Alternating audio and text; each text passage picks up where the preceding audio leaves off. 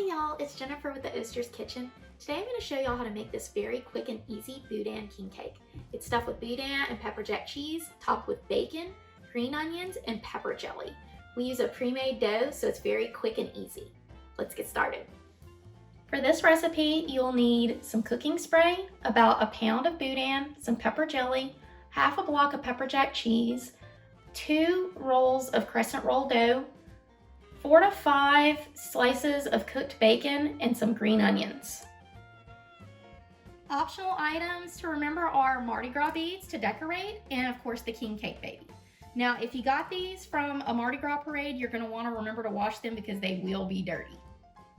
We're going to preheat the oven to 375 degrees. We're going to turn the heat onto medium-high and start cooking our bacon. You're going to need 4 to 5 strips. For the Boudin portion of this recipe, you're going to want to take the casing off of your Boudin. To do that, you just simply make a slit in the casing, and then you take the casing off.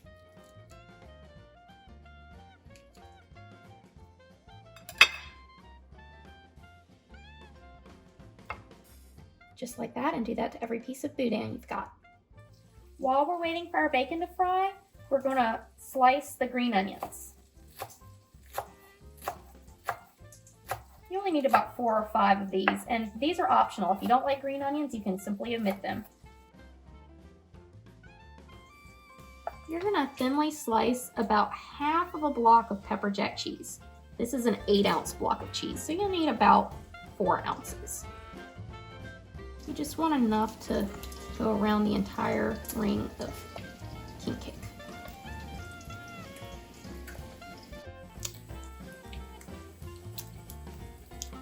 Here's the finished bacon. We're just going to leave it to the side until it cools, and then we'll crumble it. Here we have the leftover bacon grease from when we fried our bacon. As you can see, it's quite a bit, so what we're going to do is we're going to empty probably half to 3/4 of it, but we're going to fry our Boudin in some of the leftover bacon grease. So this is the bacon grease that I left in the pan. As you can see, it's just enough to coat the bottom of the pan. You don't want any more than that. We're going to put this on medium heat.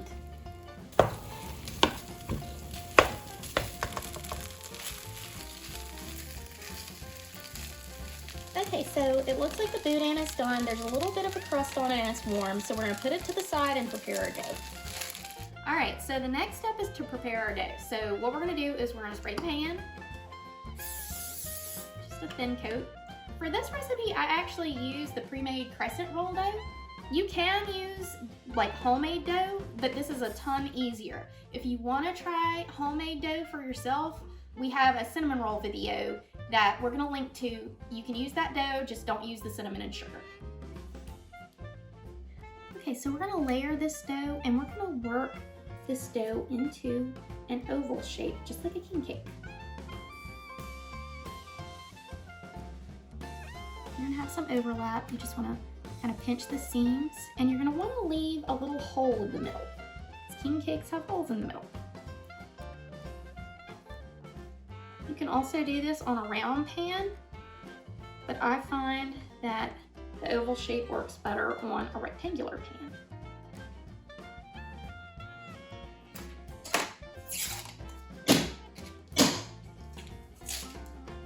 That's how my mama taught me how to do it. If you're not beating your biscuit cans on the cabinet, you're not doing it right.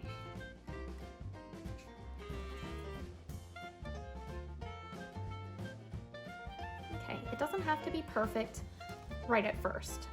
Once we get the Boudin and the cheese in, we're going to shape it a little bit better. Alright, so next we're going to put the Boudin into the king cake. So you're going to want to leave some space between the circle and the Boudin, because we're going to need to pinch this together to form the king cake. It's going to be a pretty thin layer of Boudin. Like I said, you'll need about a pound, and that should cover the whole king cake. We're also going to stuff this full of pepper jack cheese, so you need some extra room for that too.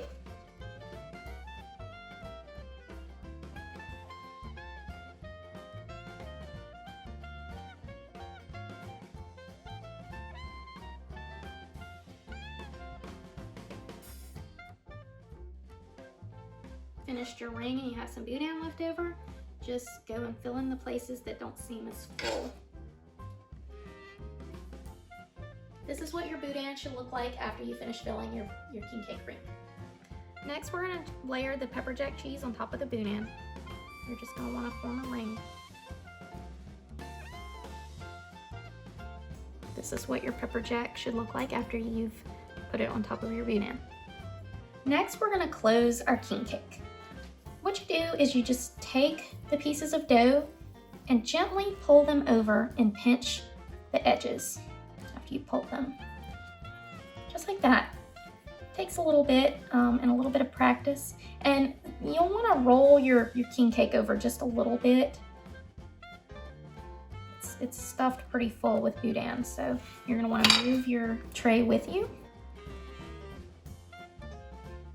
And if you notice any edges come apart, just pinch them back together. They'll be fine. And this is where you'll wanna shape your king cake as well. You can pull and tug a little bit here and there to shape your king cake how you'd like it shaped. I like doing an oval.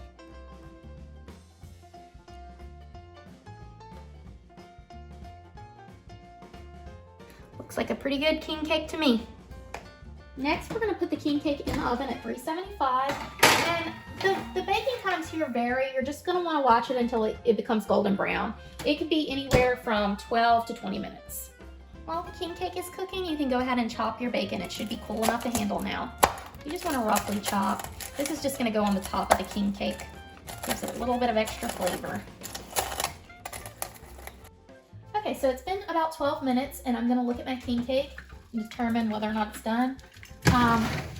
So this needs to be browned a little bit more. So we're gonna pop it back in the oven for about 3 to 4 minutes and then check it again.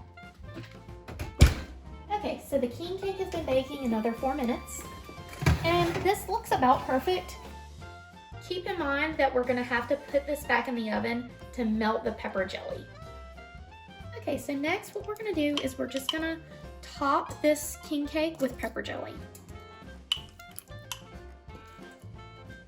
You're gonna want kind of a thick layer here, and some of it will fall off, and that's fine. You're not gonna be able to see the imperfections after we're all done, and as you can see, some of the pepper jack melted out. That is perfectly fine because that is what we have the beads for, to hide all of these little imperfections. And this is going to melt in the oven. We're just gonna pop it back in for a few more minutes. It is gonna melt, and it's gonna be beautiful. I wanna kind of get a little bit of an even layer, covering up some of that dough that isn't quite as brown. This does get sticky, so you'll have to wash your hands afterwards. And you'll need about 1/4 of a jar for this king cake, so you'll have plenty of extra left over for other recipes and more king cake. Next up is the bacon crumbles and the green onions. So you're just gonna wanna put the bacon all the way around your king cake, kind of evenly.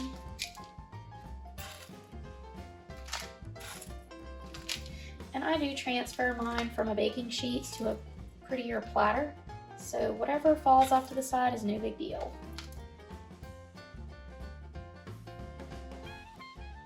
Alright, you're going to want to put this back in the oven at 375 for just a few minutes, just until the pepper jelly melts. Okay, I'm going to look at the king cake again, see how it's doing. Okay, it looks like the pepper jelly is mostly melted, and this is exactly where we want it to be.